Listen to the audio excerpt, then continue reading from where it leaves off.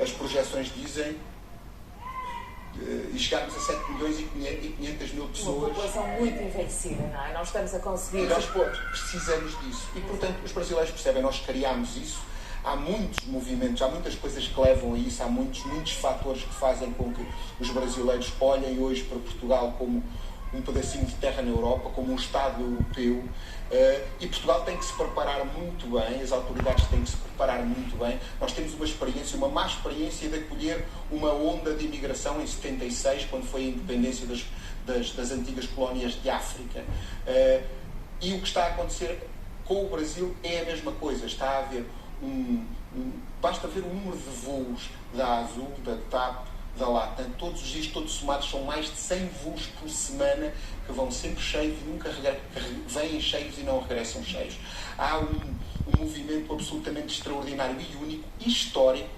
Essa história do visto tem muito a ver com uma mesma lei que um estadista português chamado Sebastião José de Carvalho e Melo fez quando declarou, escreveu numa lei que quem casasse com um natural do Brasil tinha direito à terra. Nós aqui criamos um movimento reverso que entendemos na história de uma forma curiosa, porque não é a mesma coisa, mas naquilo que é populacional, naquilo que é a ocupação do território, o nosso interior está vazio, começa a ter cada vez mais brasileiros. Mas é apetecível, Raquel? O interior português é apetecível para o brasileiro? É assim, eu não só concordo, José Diogo, como inclusive acho até interessante essa expressão que criou, porque realmente Portugal é apetecível. Por quê? Porque Portugal não tem a criminalidade que o Brasil tem, não tem a violência, não tem a economia tão debilitada e aquela inflação galopante, que apesar da inflação que nós temos não tem nada a ver com a brasileira.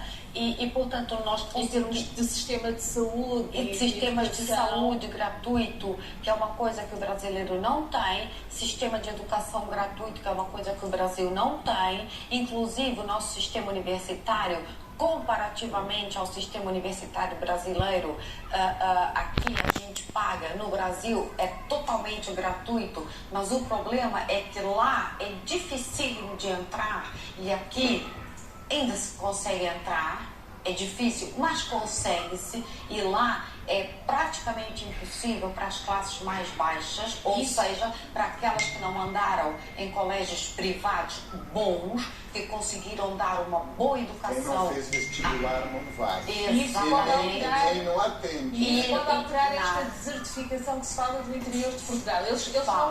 O brasileiro não vem fixar-se no litoral? O brasileiro vem fixar-se no litoral, vem fixar-se no interior, vem fixar-se onde há trabalho. Onde há trabalho é para onde o brasileiro vai. Claro que isso falando de uma classe média-baixa, vai para onde houver trabalho.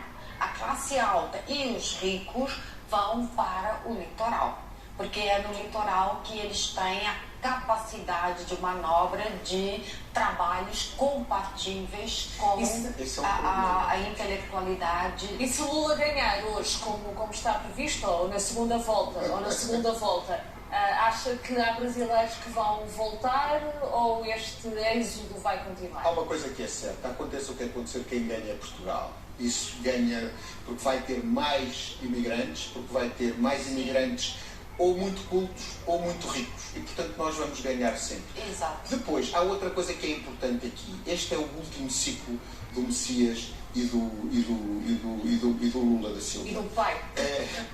Como há pouco dizia. É preciso que emerjam novos líderes. O Brasil precisa muito disso. Eu falava muito com amigos empresários que dizem é uma tragédia o nosso país que se vê reduzido a estas duas hipóteses, o regresso ao passado. A culpa é vossa, porque vocês só se preocuparam com a vossa economia, a vossa lógica, os vossos negócios, sem se preocuparem que o Brasil também se abriu ao mundo, que os vossos filhos também precisavam do negócio global que a tecnologia e a conectividade global traz, e não se preocuparam com a política. Portanto, agora o que têm aí é o que têm. Mas há novos líderes que vão emergir. Um deles, eu acredito, a Simone Tebet, que souber resistir uma revelação, àquilo que não... Mas tem que saber resistir àquilo que o Sérgio Moro, com muitas outras vicissitudes, não soube resistir ou tinha planeado. Ela deve manter-se como uma esperança para o futuro e não aceitar nenhum cargo ministerial que com certeza já lhe está apontado por... Já nesta reta final também penso que sim. Eu, na verdade, considero que Lula não é a opção certa para o Brasil hoje.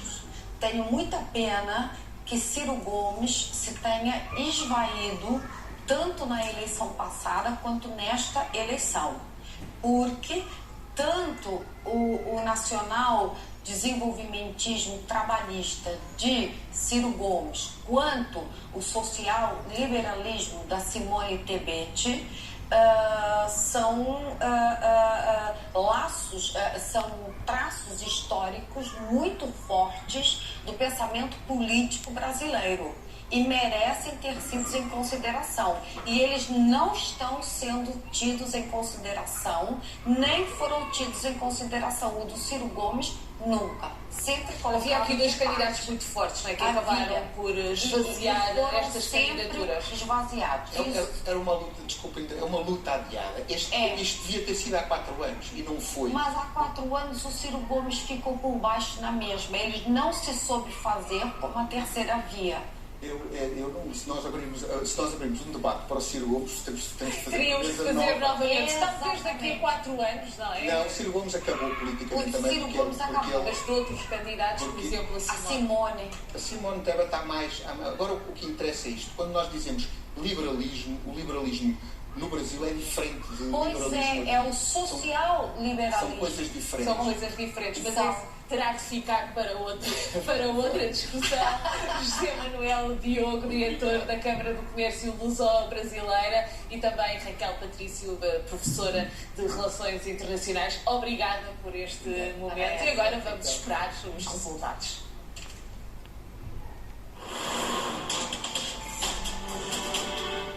Portugal terminou com ouro os mundiais de canoagem. Fernando Pimenta e José Ramalho venceram esta tarde a prova de K2 e vamos recuperar agora o momento da chegada a Ponte de Lima. Boa tarde, estamos a assistir a um momento histórico para a canoagem portuguesa, mais um com a vitória em K2 de Fernando